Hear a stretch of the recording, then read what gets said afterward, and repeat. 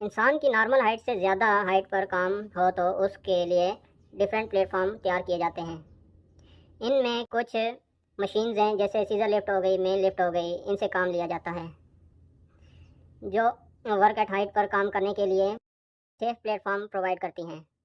इनमें मशीन को mobile elevating work platform कहा जाता है।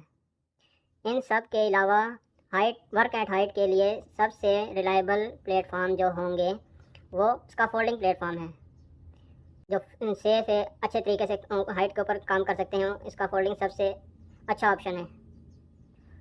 वर्क एट हाइट अगर लॉन्ग टर्म के लिए हो तो बाकी प्लेटफॉर्म की निस्बत सबसे बेहतर ऑप्शन स्काफोल्डिंग ही है। स्काफोल्डिंग टेम्परेरी प्लेटफॉर्म होते हैं, डिफरेंट पार्ट को असम्बल करके आपस में जोड़कर एक टेम्परेरी प्लेटफॉर्म बनाए जाते हैं।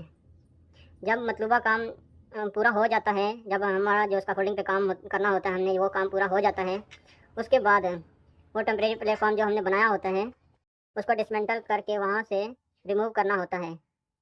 ये परमानेंट प्लेटफॉर्म नहीं होते हैं, ये टेम्परेरी प्लेटफॉर्म स्काफोल्डिंग बनाया जाता है। जब काम ख़त्म हो जाए, इधर से खोल के हमारा दूसरी जगह पे काम है तो उधर हम वो प्लेटफॉर्म बना देते हैं।